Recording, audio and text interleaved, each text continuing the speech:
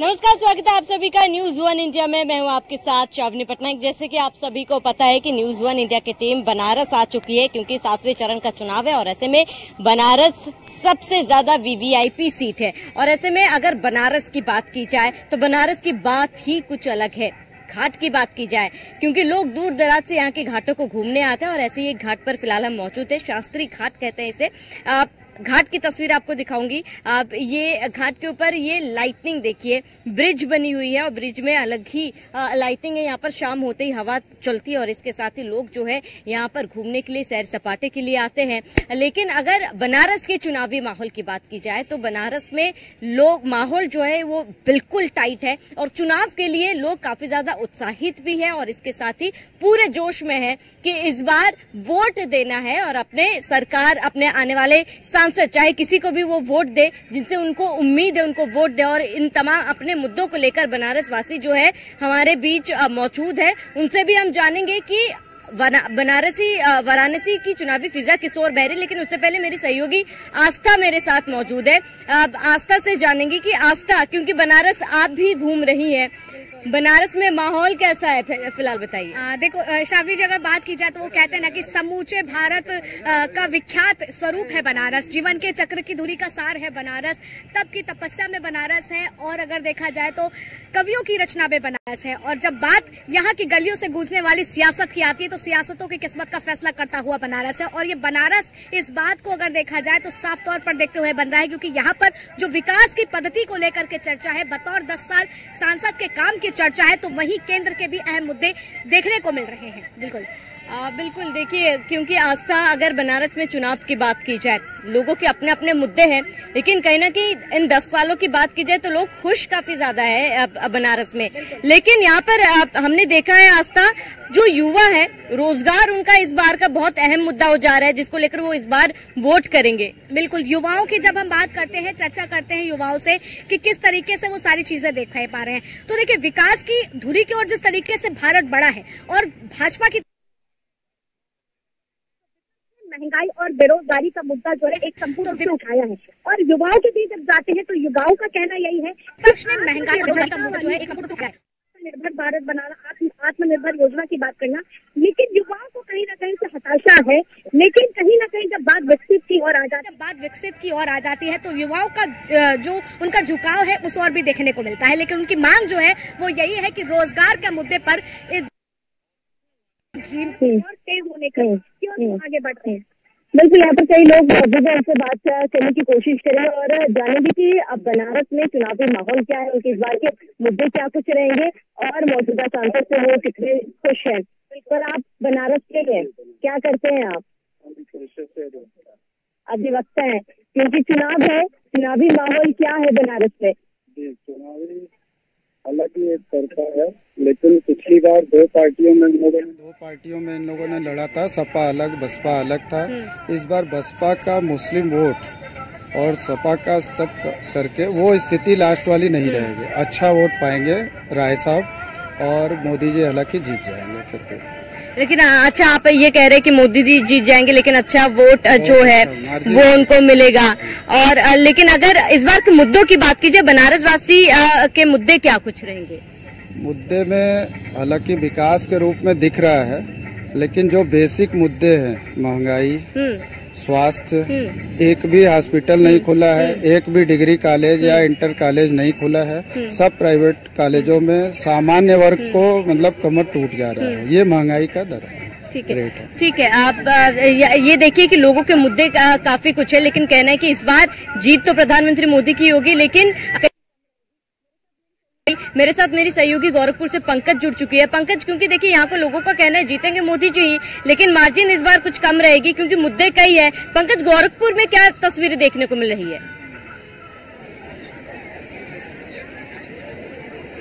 बिल्कुल, बहुत बहुत शुक्रिया श्रावणी। और ऐसे में अगर बात की जाए, बिल्कुल मैं गोरखपुर में मौजूद हूँ और इस समय पे रामगढ़ ताल में मौजूद हूँ। इसे मिनी जू चौपाटी भी कहा जाता है और आप मेरे पीछे की तस्वीर भी देख रहे हैं। यहाँ पर एक भारी भीड़ यहाँ पर रहती है और लोगों से भी हमने बात की कि आखिरकार गोरखपुर का मिजाज क्या है। एक तरफ बीजेपी प्रत्याशी रवि किशन है तो दूसरी तरफ काजल निषाद है।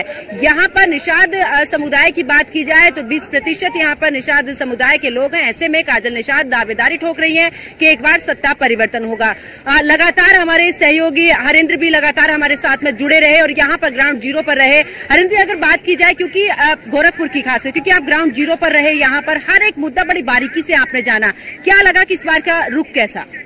देखिए, रुख खासतौर से अगर कहा जाए 2024 में, तो 2024 में रुख जनता साफ नहीं कर रही है। जनता कुछ बताने से इनकार कर रही है। किसके पक्ष में जाएगी, किसके पक्ष में नहीं जाएगी, यह कह पाना बड़ा मुश्किल है। लेकिन लड़ाई कांटे की है, क्योंकि काजल निषाद यहाँ महापौर के चुनाव में भी चुनाव लड़ी थी और खासा टक्कर उन्होंने दिया था बीजेपी कैंडिडेट को। हार का सामना करना पड़ा क्योंकि महानगर था और इस बार ग्रामीण जुड़ा हुआ है, क्योंकि महापौर के चुनाव में खासतौर से गोरखपुर का महानगर ही केवल था। 80 पार्षद जो प्रत्याशी हैं, 80 वार्ड के ही मतदाता थे। लेकिन इस बार 5 विधानसभा है, जिसमें से निषाद बाहुल्य सहजनवा है, निषाद बाहुल्य कैंपियरगंज है, निषाद बाहुल्य आपका पिपराइच है। बचा ग्रामीण, ग्रामीण में भी निषाद बाहुल्य हैं। खासा तौर से कुछ महानगर के एरिया पड़ेंगे। लेकिन हरिंद्र जी, ये भी कहा जा रहा है कि जो निषाद समुदाय के लोग हैं वो थोड़ा बीजेपी से नाराज हैं कि नहीं है, वो तो 4 जून को ही पता चलेगा। लेकिन आपको बता दें, आपने हमने कहा ना कि वोटर खुल करके बोल नहीं रहा है, लेकिन वाकई गोरखपुर में जो विकास हुआ है, उन विकासों की अगर बात की जाए तो वाकई गोरखपुर की जनता चाहती है कि योगी के नेतृत्व वाली ही सरकार बने। बिल्कुल। और सामने देखिए, कुछ लोग भी हमारे साथ में जुड़े हुए हैं, उनसे भी बात करते हैं आखिरकार इस बार के मुद्दे क्या कुछ रहने वाले हैं। बात करें आखिरकार क्या लगता है इस बार गोरखपुर का मिजाज? जी, गोरखपुर का मिजाज तो इस बार कुछ समझ में नहीं आ रहा है। दोनों पार्टियों में जबरदस्त टक्कर है, लेकिन अब 4 जून को इसका भविष्य पता चलेगा। अच्छा, इस बार अगर मुद्दों की बात की जाए, स्थानीय मुद्दे, क्योंकि राष्ट्र के मुद्दे तो हमने देखे, स्थानीय मुद्दों की बात करें खास करके गोरखपुर के? स्थानीय मुद्दे तो कोई खास नहीं है फिलहाल, अभी तक मेरे समझ से सब ठीक ठाक चल रहा है। जी, बात करें क्योंकि काजल निषाद और इस दौरान रवि किशन में कांटे की टक्कर देखने को मिले, क्या लगता है इस बार? देखिए, अब इसमें जो टक्कर है बिल्कुल कांटे की है, क्योंकि वो भी पिछले कई चुनाव से बिल्कुल मेहनत, और उनका मेहनत हो सकता है कि वह परिवर्तन लाए। परिवर्तन का मूड? बिल्कुल परिवर्तन के मूड। क्या वजह? गोरखपुर की जनता, यहाँ पूरे प्रदेश देश की जनता बिल्कुल महंगाई, बेरोजगारी से त्रस्त हो चुकी है। अब की बार जनता बिल्कुल परिवर्तन के मूड में। परिवर्तन के मूड में क्या लगता है इस बार? इस बार यही लग रहा है कुछ न कुछ परिवर्तन हो सकता है। यहाँ के बारे में नहीं बता सकते हैं गोरखपुर के बारे में, क्योंकि यहाँ हमेशा योगी जी का ही राज रहा है। कुछ हो ना हो, उनका राज हमेशा रहा है। मगर इस समय कुछ हो ना हो का मतलब यही है कि राज क्या होता है, राजा हमेशा राजा तो करे ना करे वो राजा ही रहता है। समझ रहा है कि नहीं रह रहा है? किया नहीं है यहाँ के लिए? हाँ। अब किए हैं। अब किए? कब से? जब से मुख्यमंत्री यहाँ के रहे हैं। अच्छा। हाँ, और जब यहाँ गोरखपुर का और बाहर का तो हम कहीं जानते हैं। और जहाँ तक इस देश के बारे में बात कर रहे हैं तो इस बारी परिवर्तन जरूरी है। हमें लगता है होगा ही, जरूर नहीं होगा ही होगा। कुछ और लोग भी जरा उनसे बात करते हैं, क्या परिवर्तन इस बार होगा या एक बार फिर से बीजेपी सरकार रिपीट करेगी? मोदी जी आएंगे। मोदी जी आएंगे। और गोरखपुर की बात करें?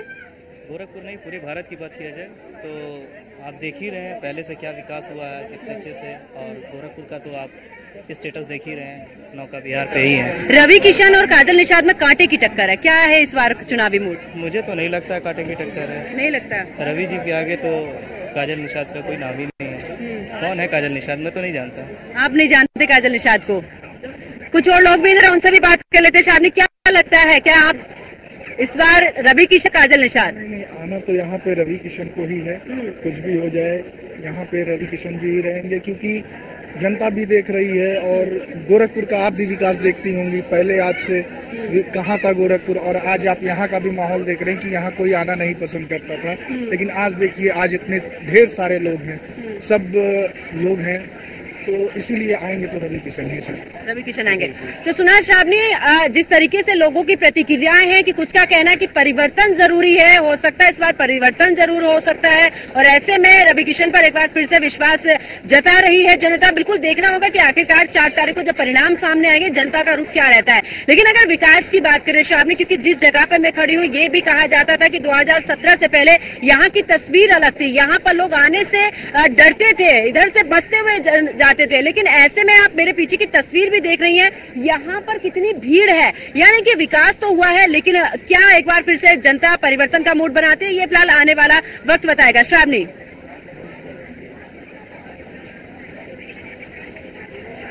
जनता ही बताएंगे, लेकिन बनारस में क्या वाकई में परिवर्तन होगा वो हम यहाँ की जनता से जानेंगे। लेकिन मेरे साथ मेरे सहयोगी अमन शुक्ला जुड़े हुए हैं। अमन, क्योंकि आप बनारस को बहुत करीब से जानते हैं, आप बनारस को कवर करते आए हैं, आप जरा दर्शकों को ये बताएं कि क्या कुछ चुनावी माहौल है, किशोर हवा बह रही है, उनकी क्या कुछ मुद्दे हैं, ये अमन आप जानने की कोशिश करें। बिल्कुल, बहुत बहुत धन्यवाद श्रावणी। और हम जो इस समय घाट पे जो मौजूद हैं, कहीं न कहीं वरुणा नदी, ये आप देख सकते हैं वरुणा नदी है और वरुणा नदी के शास्त्री घाट पे मौजूद हैं, और कहीं न कहीं काशी का सियासी गलियारा जो है, इस तरीके से प्रधानमंत्री नरेंद्र मोदी यहाँ से तीसरी बार फिर से प्रत्याशी घोषित हुए और यहाँ से कहीं न कहीं फिर से चुनाव लड़ रहे हैं। और कांग्रेस पे इंडिया गठबंधन से जो हैं अजय राय यहाँ से प्रत्याशी हैं, और कहीं न कहीं बसपा से जो प्रत्याशी हैं अतल जमाल लारी, और हमारे पीछे काशी की जनता है, तमाम जितने भी युवा वर्ग हैं यहाँ पे मौजूद हैं। क्या नाम पड़ेगा सर आपका? छत्रसाल सिंह। तो सिंह साहब का हालचाल हो बनारस? बहुत बढ़िया, चकाचक हो एकदम। तो का लगत हो कि अतल जमाल जीतियन की अजय राय जीतियन तो कि मोदी जीते के तब मोदी जी ही जीती हैं, लेकिन मार्जिन हो सका था अब की बार कुछ कम रहे पिछली बार से। तो का लगत हो कि इस बार 400 पार तो मुश्किल है, लेकिन करीब पहुंच सकत हूँ, करीब पहुंच सकत। हाँ, विकास का बात करी तो बनारस में कैसन विकास होता है? एकदम जैसे कि काशी विश्वनाथ कॉरिडोर बनल, और कहीं न कहीं विकास की बात अगर करिए तो पिछले अगर 10 साल का हम बात करी तो बनारस के कई चीजों में, सड़क से लेके विश्वनाथ कॉरिडोर और सारी चीजों के लेके बहुत अच्छा विकास हुआ है। अच्छा, घाटों का सौंदर्यीकरण, नमो घाट से लेके 80 घाट 84 घाट है टोटल। घाटों का सौंदर्यीकरण, साफ सुथरा घाट, चूंकि प्रधानमंत्री नरेंद्र मोदी ने भी 80 घाट सुबह बनारस घाट पे फावड़ा चला के जो है सौंदर्यीकरण का आगाज किया, तो कहीं न कहीं क्या लग रहा है कि घाटों का सौंदर्यीकरण कैसा है? देखिए, घाटों का सौंदर्यीकरण पहले के अकॉर्डिंग अब बहुत बढ़िया है। घाट जाने पे, वहाँ पे घूमने पे, गंगा आरती, ये सारी चीजें और व्यवस्थाएं जो घाट पे हुई है पहले के अकॉर्डिंग आज की डेट में बहुत बढ़िया है। तो क्या लग रहा है कि जैसे पिछले बार जो जितने मतों से प्रधानमंत्री नरेंद्र मोदी यहाँ के सांसद बने थे, अब इस बार जो है तीसरी बार है, कितने मतों से जीतेंगे? एक आंकड़ा बताइए। देखिए, मतों से जितना भी था पिछली बार, इस बार फर्क आएगा। अजय राय जी भी बहुत अच्छी टक्कर दे रहे हैं इनको। ये आप कल की जो रोड शो हुआ उसको देखते हुए? नहीं, उसको देखते हुए नहीं, हम लोग रहते हैं यहाँ पे, बराबर घूमना है, हर जगह उठना बैठना है। उन चीजों को देखते हुए ही मैं बोल रहा हूँ कि अजय राय भी इस बार टक्कर अच्छा दे रहे हैं। अच्छा, आपका क्या नाम पड़ेगा? राजीव।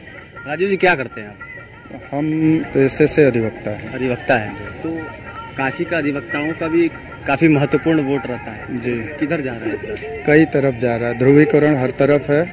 उसमें बीजेपी के भी जो लोग हैं, अजय राय का भी कनेक्शन है, कई तरफ है, लेकिन सब ठीक है। केवल महंगाई, स्वास्थ्य, शिक्षा, इन सबों पे कोई ध्यान नहीं दिया गया है।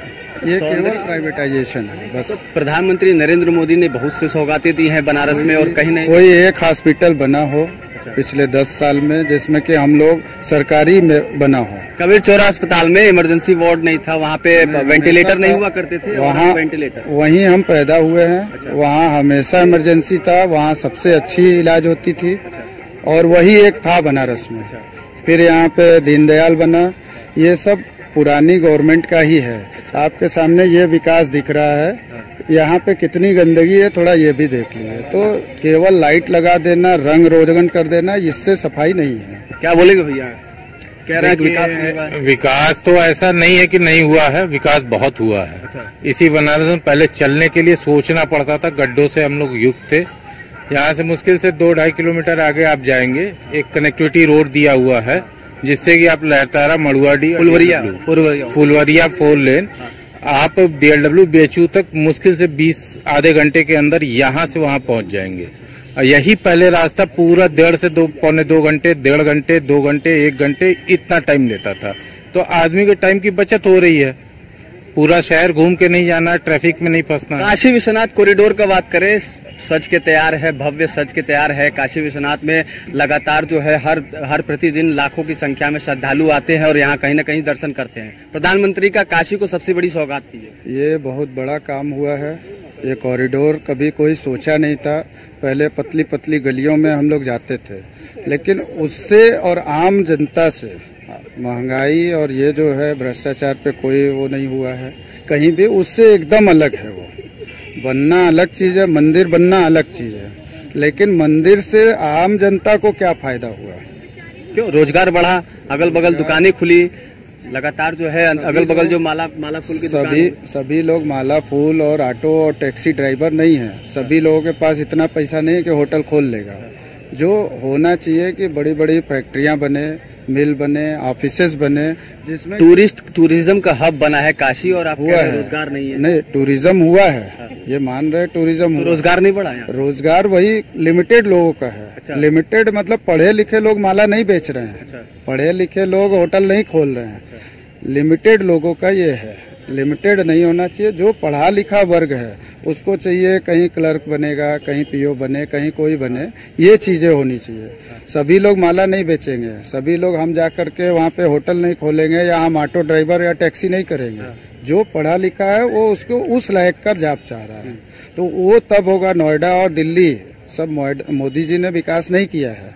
वहाँ पे हर जगह एक एक ऑफिस है, सैकड़ों लड़के एक एक ऑफिस में काम कर रहे हैं। वो होना चाहिए। कल के दिन में ये कैमरा आपके पास नहीं था 10 साल पहले। ये विकास मतलब किसी एक आदमी का नहीं, कांग्रेस ने किया विकास, ये सबका है। ये आज जब LED लाइट नहीं थी, आप कह रहे 10 साल पहले कैमरा नहीं था, और नहीं, इसका मतलब 10 साल पहले कांग्रेस ने लाया। हमने ये नहीं कहा कि नहीं था। हाँ। हमने ये कहा कैमरा था, क्वालिटी ये नहीं थी। अच्छा। ये डे बाय डे प्रोग्रेसिव है। हाँ। ये पहले हमारे घर में 100 वाट। ये भी बता दीजिए क्वालिटी किसकी सरकार में आई? क्वालिटी होता रहता है आपके सरकार में आई, ये तो बताइए। ये टेक्नोलॉजी किसके सरकार में आई? 10 साल पहले भी था। अच्छा। और ये डेली का है, प्रोग्रेस रोज होता है। अमेरिका जो आज हम लोग कर रहे हैं ये 25 साल पहले कर चुका है। तो ऐसा तो है नहीं कि हमारे किसी विशेष पार्टी ने वहां जाके वो किया है।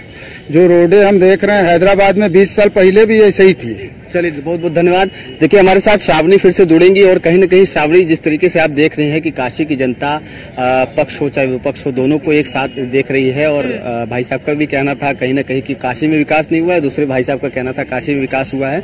और अब तो बिल्कुल अमन, देखिए पक्ष विपक्ष की बातें तो होती रहती है, क्योंकि देखिए राजनीति और आरोप प्रत्यारोप का दौर भी जारी रहेगा। तमाम पार्टियों के समर्थक भी होते, सभी अपनी अपनी बातें रखते हैं। पंकज, आपने सुना यहाँ पर, देखिए विकास तो बना ही है, विकास तो हुआ ही है, लोग इसको नहीं नकार रहे, लेकिन कहीं ना कहीं लोगों के अन्य मुद्दे भी है कि इन क्षेत्रों में भी काम होना चाहिए। Pankaj, over to you.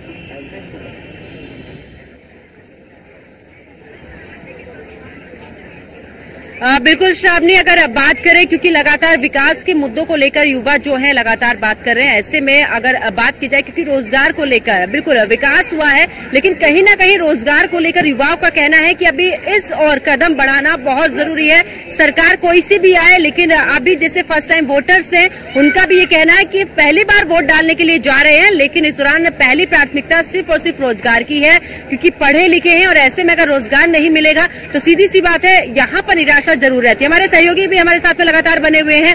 अगर बात करें, क्योंकि रोजगार के साथ में युवा लगातार बोल रहे हैं कि सरकार किसी की भी हो, लेकिन कम से कम रोजगार की तरफ जो है सरकार को कदम उठाना चाहिए। वाकई अपनी अपनी पीड़ा युवा कह रहा है, लेकिन कहीं न कहीं जिम्मेदार युवा भी है।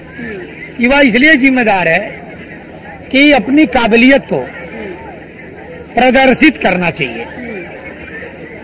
जब बच्चा रोता है तभी माँ दूध देती है, पिलाती है, खिलाती है। जब युवा रोएगा नहीं तो उसे रोजगार कहाँ से मिलेगा? रोजगार को आगे लेने के लिए छीनना पड़ता है। अंग्रेजी हुकूमत से चली आई है। ये अंग्रेजी हुकूमत में भी थी कि जब हमें अधिकार अपना नहीं मिला तो आखिरकार छीनने। आज हम आजाद हुए और आज फिर हम कह रहे हैं, कुछ लोगों का कहना कि गुलामी की तरफ जा रहे हैं। गुलामी की तरफ जाने का जिम्मेदारी स्वतः अपने आप को लेनी चाहिए। अपनी गलती जब हम मानेंगे, जब हम सुधरेंगे तभी जग सुधरेगा। जब हम नहीं सुधरेंगे तो जग नहीं सुधरने वाला। अच्छा जी, अगर बात करें, क्योंकि ये वो जगह है जहाँ पर 2017 से पहले की अगर हम बात करें तो यहाँ पर लोग आने से डरते थे। देखिए, आपने बहुत सही सवाल पूछा कि ये रामगढ़ ताल जहाँ पर हम इस समय मौजूद है जेट्टी पर, 5 बजे के बाद कोई आना 2017 से पहले इधर पसंद नहीं करता था। जंगल जारी थी, प्रतिदिन एक न एक लाशें मिलती थी। आज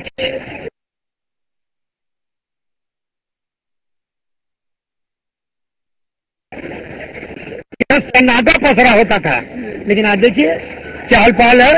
हम कह रहे 1 रुपया में 25 पैसा या 50 पैसे या 75 पैसे विकास हुआ। क्योंकि एक परिवार का परिवार है, करेंगे परिवार का मुखिया बातों को कुछ नहीं कर पाता, कहीं न कहीं नाराजगी रहती है। तो हर सरकार इतनी बड़ी है, प्रदेश इतना बड़ा है, देश इतना बड़ा है, सबके मनसा के अनुरूप काम करना मुश्किल है। लेकिन हमने जो स्टडी की है अभी तक, क्योंकि 30 साल के आसपास पत्रकारिता करते हुए मैंने देखा है, पहले का भी दौर देखा है, आज का भी दौर आसपास पत्रकारिता करते हुआ मैंने देखा है। पहले का भी दौर देखा है, आज का भी दौर देखा, कितना बदल चुका है, कितना बदल चुका है इंसान। और वह परिवेश था जब 50 पैसे लेकर के कभी हम लोग स्कूल में जाया करते थे पढ़ने के लिए। 5 पैसे का हम लोग कोई चीज खरीद के खाते थे। आज हर माँ बाप अपने बेटे को 500 की एक नंबरी सुबह थमाता कि आप जाओ स्कूल। बदलाव हुआ है। बदलाव हुआ, बिल्कुल। कुछ युवा भी हैं, जरा उनसे भी जानते हैं कितना बदलाव हुआ। कहाँ? यहाँ गोरखपुर में पहले से तो बहुत बढ़िया है। बहुत बढ़िया। क्या किस ओर रुख नजर आ रहा है इस बार? बीजेपी या बीजेपी का लहर है यहाँ पे। बीजेपी का रवि किशन पर ही। रवि किशन। क्या लगता है इस बार? क्या लगता है इस बार? बीजेपी ही रहेगी। बीजेपी रहेगी। क्या वजह? काजल निषाद तो दावे कर रही हैं। नहीं कर तो रही है। एक्चुअली देखिए, तरक्की और काम के लिए देखा जाता है। देखिए जो काम यहाँ हुआ है, काजल निषाद आएंगी तो काम नहीं होगा, क्योंकि सपा की गवर्नमेंट आएगी। फिर वही है, जहाँ बिजली 18 घंटे मिलती थी वहाँ सीधे 8 घंटे हो जाएगी। इतनी गर्मी है, बिजली नहीं कट रही, रात में 1-2 घंटे कटती है। देखिए हर जगह का वो तो नॉर्मल चीजें है, तो कटनी है, कोई चीज नहीं, उससे इशू नहीं है। बस गवर्नमेंट ये ध्यान तो दे रही है आम नागरिक को जीने के लिए। इतनी गर्मी है, आप समझ लीजिए। क्या लगता है महिलाओं को लेकर? कुछ नहीं लगता है? क्या हुआ? विकास नहीं हुआ? कुछ नहीं विकास हुआ। क्या हुआ? सब नौ युवक लड़के घूम रहे हैं सड़क पे, रोजगार कर रहे हैं। बीजेपी सरकार हटा दे रही है रोजगार, हटा दुकान, हाँ दुकान धंधा जो भी की है सड़क पर से हटा दे रही है। क्या कोई करेगा? हर भरा था वो भी बेचारा परेशान है। अब चोरी डकैती करेगा, क्या करेगा? क्या लगता है?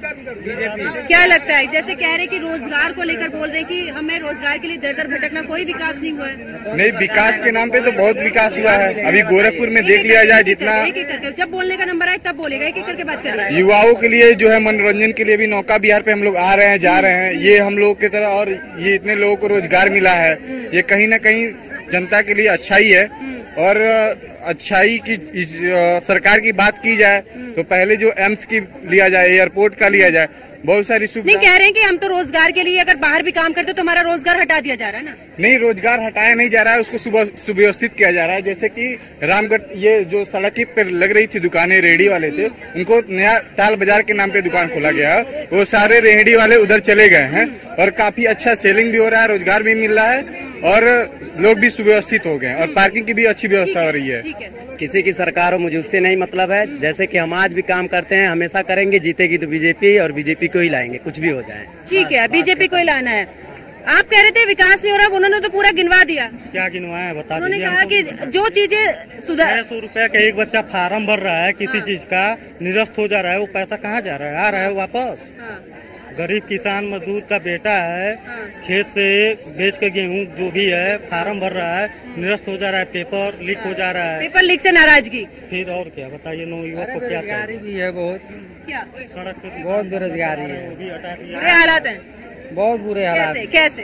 अरे हम लोग क्या करें, 300 काम करना पड़ रहा है। इतना पढ़ लिख कर बीटेक किए बगैर कोई मतलब नहीं है। बीटेक करके भी नौकरी नहीं मिल पा रही है। नौकरी नहीं मिल पा रही है। सरकार का बदलाव चाहिए और कुछ नहीं। सरकार बदलाव हो के यही बहुत अच्छा चीज है। क्या कहना आपका? क्या बट सही तो है, एजुकेशन सिस्टम सही किया है गवर्नमेंट, सही है यहाँ का। जैसे पहले क्राइम एरिया था, जैसे योगी जी आए बीजेपी के थ्रू थे, अच्छा काम किया। पूरा नौका बिहार अपडेट हुआ, रोड सही है। कह रहे ना कि बीटेक करके भी है, उसके बाद भी रोजगार नहीं है। अब जैसे है एजुकेशन चेंज हो रहा है, पहले गवर्नमेंट कुछ और था, अभी है जैसे अपडेट होगा। अब कुछ कह नहीं सकते, जैसे न्यू गवर्नमेंट है न्यू पॉलिसी लाएगा। अब जैसे है अब अच्छा कर अपडेट होना तो खुद को भी अपडेट होना पड़ेगा ना। जब तक आप पढ़ोगे नहीं तब तक कुछ नहीं कर सकते ना। पूरा कांग्रेस का है, जैसे जितना भी पहले का विकास है सब कांग्रेस किया है। बीजेपी में खाली लूट रहे हैं सब। ऐसा कैसे कर सकते हैं? एम्स जाके आप देखें अभी करेंट। अरे एम्स का अपडेट मेडिकल फैसिलिटी तो आपको अच्छा मिल रहा है ना? ऐसा तो नहीं कर रहे। 5 लाख का बोल रहा है कि इलाज फ्री होगा, इलाज फ्री हो रहा है। आप गए हैं कभी? गए हैं, कई बार नहीं हुआ, कोई सुनवाई नहीं। कौन लाए हैं? एम्स कौन लाए हैं बताइए?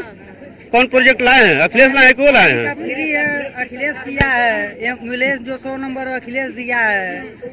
कांग्रेस पहले का ट्रेन सब बनवाया, अखिलेश पास करवाए हैं, इन्होंने फायदा उठा रहे हैं। कुछ नहीं करा बीजेपी ने ना, कुछ नहीं किए। कुछ नहीं किए, लेकिन जिस जगह पे खड़े इसके लिए तो बीजेपी बोलती। मैंने तो बहुत पहले भी था, अब भी है, कोई भी सरकार रहेगा तब भी रहेगा ये। तब भी रहेगा।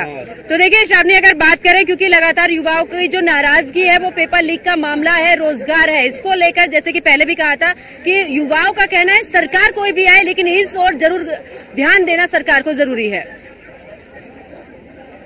जहाँ पर भी कुछ युवा हमारे बीच में मौजूद है, उनके भी कई मुद्दे, जैसे कि आप कह रहे हैं कि सरकार कोई भी है, रोजगार जरूर मिले। रोजगार कहीं ना कहीं बनारस में भी एक मुद्दा देखा जा रहा है। कई लोग हमारे बीच मौजूद है। सर आप जरा आप सामने आइए, आप सामने आइए, क्योंकि आप युवा है और ऐसे में इस बार के आपके क्या कुछ मुद्दे रहेंगे? देखिए, मेन मुद्दा जो है बेरोजगारी, रोजगार, यही सारे मुद्दे मेन रहेंगे। बीजेपी गवर्नमेंट ने, खैर बीजेपी गवर्नमेंट ने बहुत सारे अच्छे काम भी किए हैं, लेकिन कुछ योजनाएं जो पुरानी योजनाएं थी उनको दोबारा जो रिस्टार्ट करना चाहिए था वो नहीं किया। जैसे वरुणा का काम था, जो अखिलेश गवर्नमेंट ने काम स्टार्ट किया था, उसको दोबारा से करना चाहिए था, लेकिन आज वरुणा का हाल देखिए, नाले की तरह हो चुका है, इसको बहुत बुरा किया। और रही बात, बहुत सारे पेपर वगैरह भी इसमें बहुत गवर्नमेंट में लिख हुआ है। हर गवर्नमेंट का ऐसा रहा है कि ये पहले एग्जाम के डेट आते हैं, फिर पेपर होते हैं, फिर पता चलता है कि पेपर लीक हो गया और दोबारा फिर एग्जाम कोर्ट में जाता है और वापस दोबारा एक कार्यक्रम शुरू होता है। इसमें समय, एफर्ट सब बर्बाद होता है। अगर मैंने एक पेपर की तैयारी की, उसको मैंने 3 साल 4 साल वक्त दिया और लास्ट में मुझे कुछ मिलता नहीं है। जब तक दोबारा एग्जाम का डेट निकलता है मेरी उम्र निकल जाती है। ये सबसे बड़ी दिक्कत है, गवर्नमेंट एक भी बहाली ठीक से नहीं कर पा रही है। तो आप क्योंकि चुनाव है और ऐसे में चुनाव में कई मुद्दे होंगे, तो अब क्या कुछ उम्मीदें हैं? किसी को भी वोट करे, कोई भी जीते, अपने सांसद से क्या उम्मीदें हैं? उम्मीदें ये है कि बनारस में स्वच्छता पे काम करे थोड़ा, और दूसरा कि यहाँ पे कंपनियां जो है, प्राइवेट कंपनियां, आप बनारस में स्वच्छता की बात कर रहे हैं, लेकिन पूरे बनारस में यही स्वच्छता अभियान बीजेपी की तरफ से चलाया जा रहा है। प्रधानमंत्री मोदी खुद आकर यहाँ पे झाड़ू मार के गए थे। जी, ये केवल घाट पे दिख रहा है। आप घाट के छोड़ दीजिए एरिया, उसके बाद पूरे बनारस का हाल देखिए, तो जगह जगह बहुत सारे कचड़े हैं जो डंपिंग यार्ड बन चुके हैं, जो कि सफाई नहीं करते। उस टाइप से होना, उस पार से सारी गंदगी लाके इस साइड कचहरी साइड में डंप कर दिया जा रहा है, ये हो रहा है। सर, अगर हम यहाँ पर विपक्ष की बात करें, विपक्ष के तरफ से अजय राय को उतारा गया है, आपको क्या लग रहा है कि कितनी बड़ी चुनौती बीजेपी के लिए, या फिर कांटे की टक्कर होगी इस बार? बहुत अच्छी चुनौती देंगे अजय राय जी, क्योंकि भाजपा 10 साल तक यहाँ पे जो है सांसद रहे हैं मोदी जी। यहाँ पे काफी उन्होंने काम किया है, ऐसा नहीं कहेंगे कि काम नहीं किया है, लेकिन विकास का एक पैमाना होता है मैम 10 साल में अगर 10 काम होने चाहिए थे 2 काम हुए हैं, तो बीजेपी के अगर 2 काम को ही अपना विकास गिराएंगी तो कैसे काम चलेगा। 10 एवरेज तो देखिए कि एवरेज नहीं हुआ उनका, एवरेज के रूप में उनका विकास विफल रहा है। और जहां तक ये क्या कहते हैं भर्ती की बात है और रोजगार की बात है, तो रोजगार में एकदम से विफल रही है सरकार, क्योंकि 10 साल में कितनी वैकेंसी निकली हैं और कितने लड़के ओवर एज होके घर वापसी कर लिए हैं, उसका भी आंकड़ा एक बार देखा जाए तो मतलब कि कुल मिला के तो हमारे हिसाब से तो अच्छी सरकार नहीं चला है। सर आपका क्या मानना है? मांग यही है कि युवाओं को नौकरी मिलना चाहिए। जो भाजपा सरकार है आज के दौर पे वो न रोजगार दे रही है न नौकरी दे रही है। नौकरी अगर एग्जाम भी करा रही है तो कम से कम पेपर लीक होना तय है। देखिए बिहार में तेजस्वी यादव की सरकार थी तो उन्होंने नौकरी दिया, लेकिन जस्ट जब सरकार बीजेपी की आई तो उसके बाद क्या हुआ, पेपर लीक हो गया। क्योंकि इन लोग का बहुत बड़ा गिरोह है ना नौकरी देने का।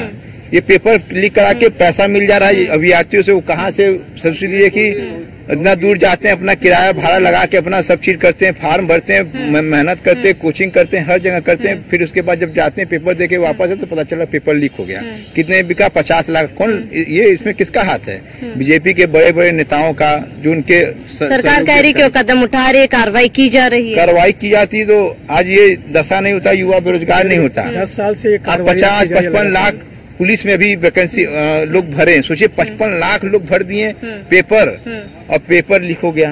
अगर देख लिया कितना पैसा इकट्ठा हुआ, उसका कितना ब्याज सरकार को मिला है, सब फायदा ही तो फायदा है। अगर नौकरी दे देते हैं तो फिर महीने का पुलिस को तनख्वाह देते हैं, वो उससे भी बेबच रहे हैं। वो सब सेव हो रहा है, उनके खाते में जा रहा है। नहीं नौकरी देते तो भाई 50,000-30,000 रुपये महीना पाते, वो पाते तो उनके पास से जाता है।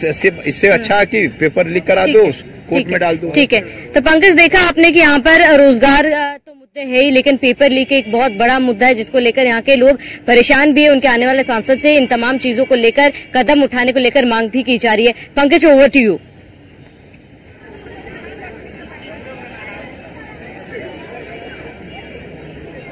बिल्कुल श्रावणी, अगर बात करें क्योंकि युवाओं में खासा नाराजगी सी पेपर लीक और रोजगार को लेकर ही है। उनका यही बार बार जब उनसे बात की जा रही है तो यही कहा जा रहा है कि सरकार कोई भी आ जाए, चाहे परिवर्तन हो जाए, चाहे बीजेपी आ जाए वापस, लेकिन यही है कि जरूर युवाओं की तरफ ध्यान दिया जाए, क्योंकि युवा है, भविष्य है देश का। और ऐसे में अगर वही निराश रहेंगे तो भला देश आगे तरक्की कैसे कर पाएगा। और बात अगर की जाए, क्योंकि गोरखपुर में इस दौरान मौजूद है, तो गोरखपुर में तमाम मुद्दे भी हैं, लेकिन विकास की अगर बात की जाए, जब लोगों से बात की जा रही है तो जरा उनका कहना कि विकास हुआ है, चीजें बदली हैं, तस्वीर बदली है गोरखपुर की, लेकिन अभी भी जिस तरीके से युवाओं को लेकर थोड़ी नाराजगी युवाओं में कि आखिरकार रोजगार मिलना चाहिए, इन तमाम मुद्दों को लेकर अब देखना होगा कि आखिरकार जब 4 तारीख को परिणाम आते हैं इस दौरान कैसे हो गया।